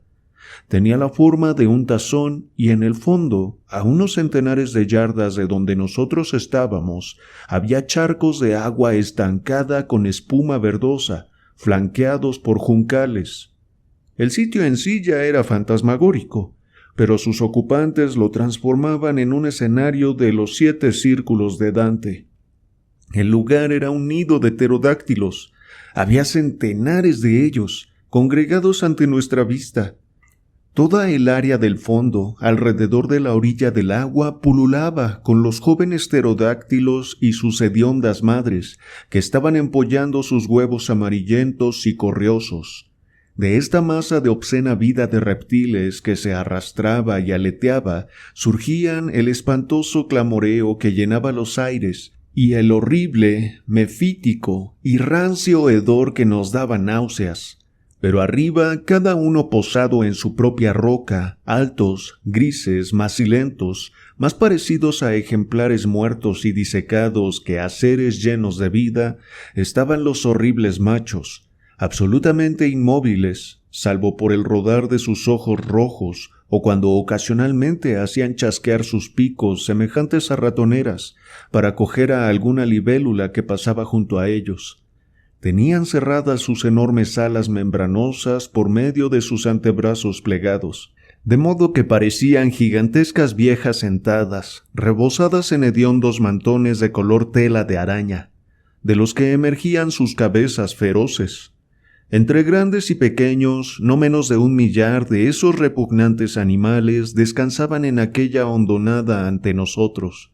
Nuestros profesores hubieran permanecido allí de buena gana todo el día. Tan entusiasmados estaban ante esta oportunidad de estudiar la vida de un periodo prehistórico. Señalaban los pájaros y peces muertos que yacían entre las rocas como prueba de los hábitos alimentarios de aquellos seres. Les escuché felicitarse mutuamente por haber podido aclarar el motivo de que se hallasen en número tan grande los huesos de este dragón volador en ciertas arcas bien definidas, como por ejemplo en las arenas de Cambridge Green, pues ahora veían que estos, como los pingüinos, vivían en forma gregaria. Challenger, al fin, empeñado en probar un detalle que Summerlee había cuestionado, asomó ostensiblemente su cabeza por encima de las rocas y con ello estuvo a punto de provocar la destrucción de todos nosotros. Instantáneamente, el macho más cercano lanzó un grito agudo y sibilante, y desplegó los 20 pies de envergadura de sus correosas alas al remontarse por los aires. Las hembras y las crías se apiñaron junto al agua, mientras todo el círculo de centinelas se elevaba uno tras otro, tomando altura hacia el cielo. Era un cuadro maravilloso al ver a no menos de 100 de aquellos animales de enorme tamaño y repelente aspecto, volando como golondrinas sobre nuestras cabezas, con aleteos veloces y cortantes. Pero pronto comprobamos que no era un cuadro en el cual podíamos demorarnos sin perjuicio. Al principio, las grandes bestias volaron describiendo un inmenso círculo, como si quisieran asegurarse de la exacta extensión que el peligro podía tener. Luego el vuelo se fue haciendo más bajo y el círculo más estrecho, hasta que la sentíamos zumbar en torno a nosotros cada vez más cerca. El seco y crujiente aleteo de sus enormes alas de color pizarra llenaba el aire con un ruido tan intenso que me hizo recordar el aeródromo de Hendon en un día de carreras aéreas. ¡Hacia el bosque todos juntos!, gritó Roxton enarbolando su rifle como un garrote. Esas bestias tienen malas intenciones. En el momento en que tratábamos de retirarnos, el círculo se cerró a nuestro alrededor, hasta que las puntas de las alas de los que estaban más próximos casi tocaban nuestros rostros. Los golpeamos con las culatas de nuestros rifles, pero no hallábamos nada sólido o vulnerable para herirlos.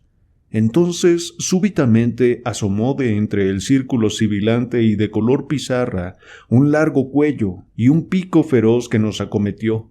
Le siguieron otro y otro más. Summerlee lanzó un grito y se llevó la mano al rostro, del cual empezó a manar sangre. Yo sentí una punzada en el cuello y quedé aturdido con el golpe. Challenger cayó, y cuando me detuve para levantarle recibí otro golpe por detrás, cayendo entonces encima de él. En ese instante oí el disparo del rifle para elefantes del Lord John, y al levantar la vista observé a una de las bestias que se agitaba en el suelo con un ala rota, escupiendo y gorgoteando hacia nosotros, con el pico muy abierto y los ojos desorbitados e inyectados en sangre, como un demonio de pintura medieval. Sus camaradas comenzaron a volar más alto ante el súbito estampido y trazaban círculos sobre nuestras cabezas. «¡Ahora!», gritó Lord John. «¡Ahora, por nuestras vidas!». Tambaleantes nos precipitamos en el bosque, y en el momento en que alcanzábamos los árboles, aquellas arpías estaban de nuevo sobre nosotros. Summerlee fue derribado, pero lo arrancamos de allí y nos metimos entre los troncos. Una vez allí estábamos a salvo porque aquellas alas enormes no tenían espacio para moverse entre las ramas. Mientras regresábamos cojeando hacia nuestro cobijo, tristemente aporreados y desconcertados, los vimos durante mucho tiempo volando muy alto, recortados sobre el profundo cielo azul sobre nuestras cabezas, remontándose en círculos hasta que no parecían más grandes que palomas torcaces, pero sin duda siguiendo todavía nuestro avance con sus ojos. Al fin, cuando alcanzamos los bosques más espesos, abandonaron la casa y no los vimos más. «Una experiencia de lo más interesante y convincente», dijo Challenger cuando hicimos un alto junto al arroyo y él bañaba su rodilla hinchada. «Ahora estamos excepcionalmente bien informados sobre las costumbres del pterodáctilo enfurecido». Summerlee estaba restañando la sangre que emanaba de un corte que tenía en la frente, mientras yo trataba de obstruir una fea puñalada en el músculo del cuello. Lord John tenía un desgarrón en el hombro de su chaqueta, pero sin que los dientes del pajarraco hubieran podido hacer otra cosa que rozar la carne. «Resulta digno de anotarse», continuó Challenger, «que nuestro joven amigo ha recibido una indiscutible puñalada, mientras que la chaqueta de Lord John solo ha sido desgarrada por un mordisco. En mi propio caso fui golpeado por sus alas en torno a la cabeza, de modo que hemos tenido una notable exhibición de sus diversos métodos de ataque». «Hemos salvado la vida por un pelo», dijo Lord John seriamente, «y no puedo imaginar una forma de morir más hedionda que la de ser despachados por esas asquerosas alimañas. Lamento haber tenido que disparar mi rifle, pero por Júpiter, no había mucho que elegir». «Si usted no lo hubiese hecho, no estaríamos aquí», dije convencido. «Tal vez no nos perjudique», dijo él. «En estos bosques deben producirse muchos estallidos fuertes al rajarse o desplomarse los árboles, y esos ruidos deben ser muy semejantes al disparo de un rifle. Pero ahora, si ustedes son de mi opinión, ya hemos tenido bastantes conmociones para un solo día, y lo mejor que podemos hacer es volver al campamento a buscar el botiquín para aplicarnos un poco de ácido fénico. ¿Quién sabe la clase de veneno que esas bestias pueden tener en sus hediondas mandíbulas?» Parece indudable que ningún hombre, desde que el mundo es mundo, ha pasado un día semejante. Todavía se nos guardaba una sorpresa inédita. Cuando siguiendo el curso de nuestro arroyo alcanzamos finalmente nuestro claro y vimos la cerca espinosa de nuestro campamento, pensamos que nuestras aventuras tocaban a su fin. Pero antes de que pudiésemos descansar, nos aguardaban otras cosas en qué pensar. La puerta del fuerte Challenger estaba intacta, las paredes no tenían roturas, y sin embargo alguna poderosa y extraña criatura había visitado el lugar durante nuestra ausencia. Ninguna huella de pies revelaba trazas de su naturaleza, y solo la rama colgante del árbol enorme, ginkgo, sugería cómo podía haber entrado y salido. Pero el estado en que hallamos nuestras reservas nos ofrecía una amplia evidencia de su fuerza maligna. Estaban dispersas al azar por el suelo de todo el campamento, y una lata de carne había sido destrozada para extraer su contenido. Una caja de cartuchos estaba hecha a astillas, y una de las cápsulas metálicas había sido desmenuzada. Otra vez la sensación de vago terror invadió nuestras almas, y lanzamos miradas asustadas a nuestro alrededor, hacia las negras sombras que se cernían a nuestro lado por todas partes, y en cada una de las cuales podía estar en acecho alguna forma temible. Qué magnífico fue oír el saludo de la voz de Sambo cuando nos acercamos al borde de la meseta. Lo vimos sentado, gesticulando, en la cumbre del pináculo que teníamos frente a nosotros. «Todo bien, Massa Challenger, todo bien», gritó. «Yo quedar aquí, no miedo, ustedes siempre encontrarme aquí cuando necesitan».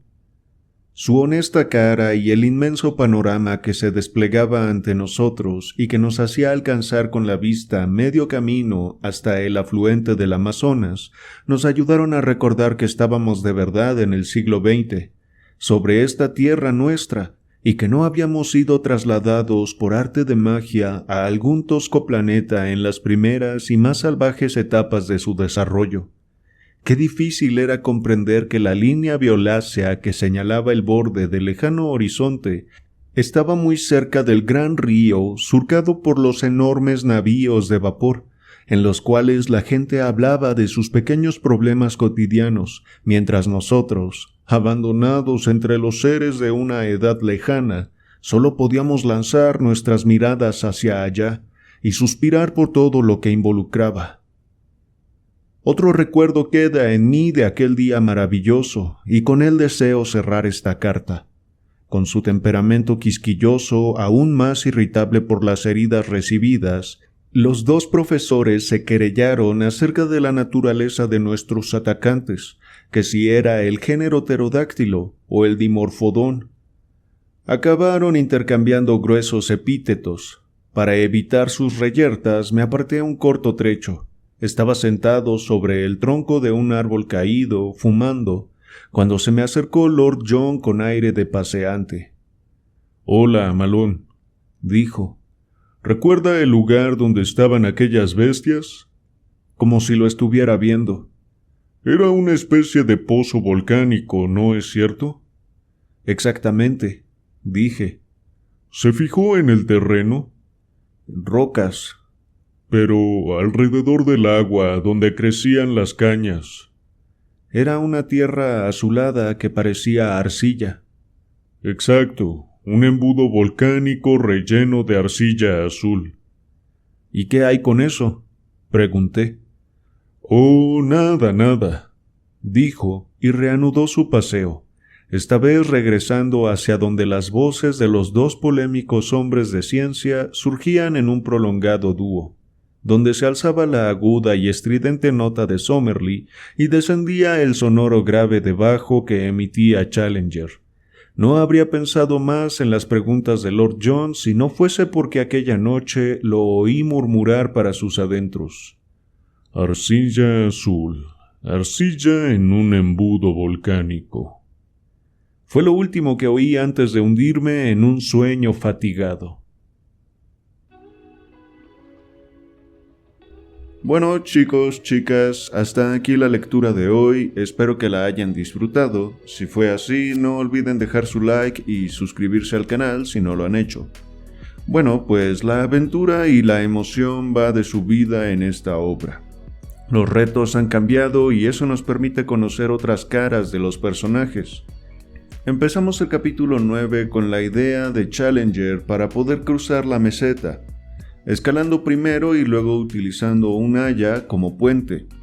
Todos, antes de esta gran idea, habían estado muy decepcionados y cabizbajos, pues ya se habían dado una vuelta por toda la meseta sin haber encontrado un punto por el cual atravesar y subir. Y sufrieron algunas penurias en el camino, como por ejemplo fueron perseguidos por serpientes, casi mueren en el camino que había dejado Maple White, por una roca que después supimos que había aventado Gómez. También encuentran los restos del colega de Maple que suponen que cayó desde la meseta sobre unos bambúes. Fue una muerte muy dolorosa quizá. Bueno, después de todo ello regresan al principio y al profesor se le ocurre esta solución. Todos se sentían más contentos, incluso optimistas. Al menos hasta que escuchan cómo su puente cae por el precipicio, llevándose con él sus fugaces esperanzas. Fue Gómez a manera de venganza contra Lord John, que había matado a su hermano en aquella guerrilla en la que había liderado tiempo atrás. Al final Gómez se venga, pero regresa a burlarse un poco más, y es entonces donde Lord John lo mata con un disparo. Al ver que sus jefes estaban contra los mestizos, Sambo se va en contra del restante, y lo deja inmóvil en el piso. Se quedan con un sabor de boca agridulce, porque han logrado cruzar el precipicio hacia la meseta, pero no hay manera evidente de volver. Así que se llevan un poco de provisiones al día siguiente para ir a explorar por fin el terreno. Sambo se queda esperándolos junto con provisiones para 2 meses. Parece que planean estar ahí el mayor tiempo posible y por el momento no le piden que vaya por ayuda, así que las cosas están en pausa, en stand-by, en veremos. En fin, luego de haber amanecido con garrapatas en las piernas, deciden cambiar de campamento. Dejan ahí algunas de sus cosas y solo se llevan lo esencial para su primera expedición. La cosa marchaba bien, pero iban temerosos de lo que pudieran encontrar. O bueno, al menos Malone así lo sentía, pues los profesores iban como niños, maravillados y asombrados a cada paso que daban. Pero su éxtasis llegó cuando encontraron esta huella enorme junto a una más pequeña, muy parecida a la mano humana. El profesor explica qué tipo de dinosaurio era, un iguanodón o iguanodonte, y al avanzar unos pasos pudieron ver a una familia de estos seres prehistóricos, los primeros dinosaurios que veían en persona. El iguanodón, tengo entendido, es como Aladar, no sé si vieron esa película, que sí, se llamaba Dinosaurios, y Aladar era el protagonista de ella.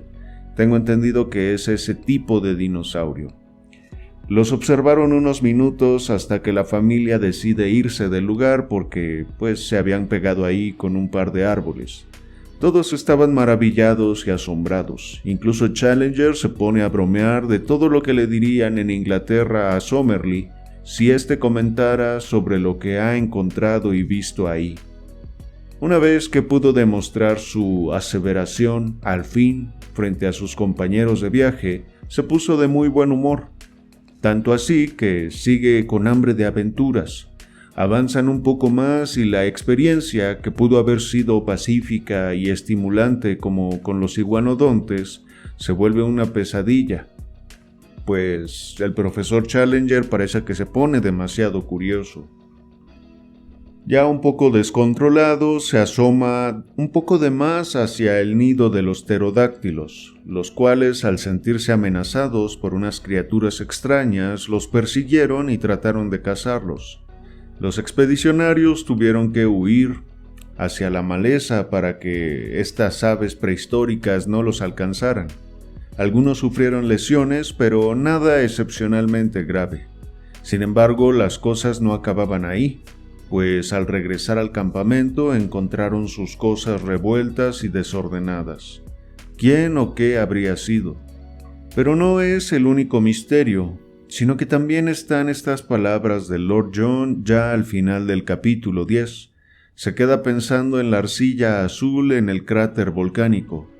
¿Qué significará eso? ¿El color de la arcilla tiene algo que ver? ¿Cree que están en peligro?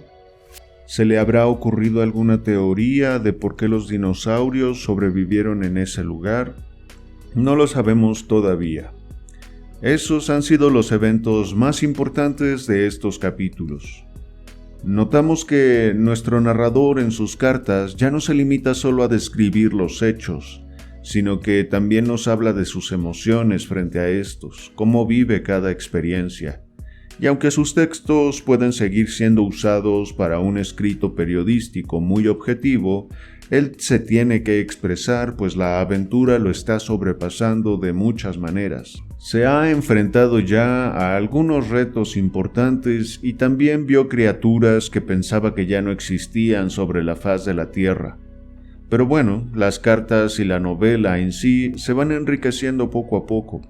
Yo creo que nos estamos acercando un poco más al clímax del libro, así que no queda más que esperar para el siguiente video. Estén atentos y atentas, mis queridos suscriptores. Para mí ha sido un placer leerles como siempre. No olviden también seguirme en Spotify. Les dejo el link en la descripción. Nos vemos.